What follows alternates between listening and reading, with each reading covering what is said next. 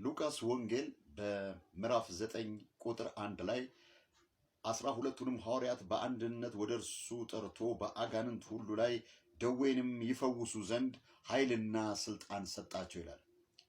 በዚህ ጥቅስ ላይ ማየት እንደቻልነው አንድ አማኝ ክርስቲያን በክርስቶስ ያመነ ዳግም ልደት ያገኘ ክርስቲያን በአጋንንት ሁሉ ላይ በማናቸውም በላይ ባሉ በታች ስልጣን ተዋረድ ባሉ በማናቸውም የአጋንንት ስልጣን ላይ ሙሉ ስልጣን እንዳለው በግልጽ ይናገራል። ስለዚህ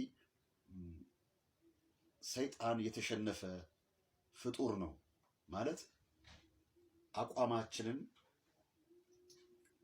ካስተካከልን ማለት በክርስቶስ ያለን አካሄዳችንን ክርስቲያናዊ ቅድስና ህይወታችን ጽኑ በክርስቶስ ላይ ያለ በወንጌል ላይ ያለ እምነታችን መሰረት ላይ የቆመ ከሆነ ማናቸውንም የአጋንንት ኃይል የአጋንንት አሰራር የጥንቆላ አሰራር መፍራት የለብንም። ለምን? ባለስልጣን ተደርገናል። ይህንም ስልጣን የሰጠን እግዚአብሔር ነው። ይህንም የሰጠን ክርስቶስ ነው። የክርስቶስ ስልጣን የእግዚአብሔር ስልጣን ከሰይጣን ስልጣን እጅግ የበለጠ ነው። God is mightier than Lucifer። ብዙዎች ያስፈራሉ፣ ግን የእግዚአብሔር ቃል እንደሚለው የሚያስፈራችሁ የሚያስደነግጣችሁ እግዚአብሔር ብቻ ይሁን ይላል። ስለዚህ ልንፈራው ልናከብረው የሚገባ እግዚአብሔር ብቻ ነው። የእግዚአብሔር ኃይል የእግዚአብሔር ስልጣን ከሰይጣን እጅግ የበረታ ነው።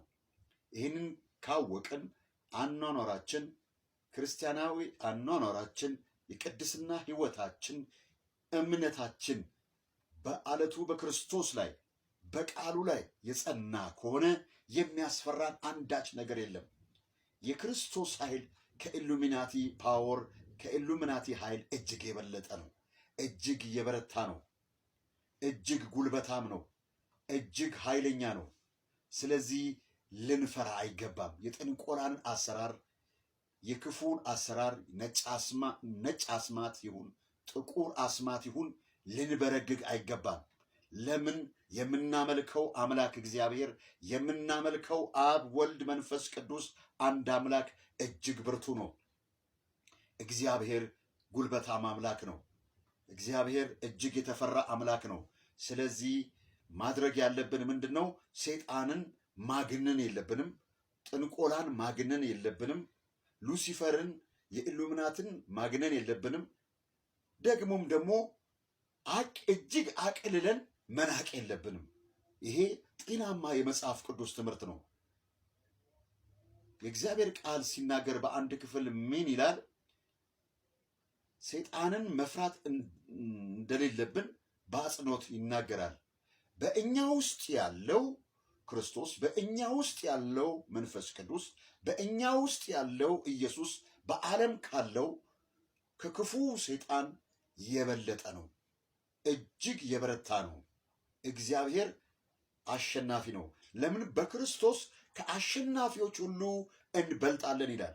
ለምንድን ነው? ካለው ከሲስተም የሚበልጥ ጸጋ የሚበልጥ ጉልበት እግዚአብሔር በውስጣችን የመንፈስ ቅዱስን ኃይል የትንሣኤውን ኃይል በውስጣችን አድርጓል። አመሰግናለሁ።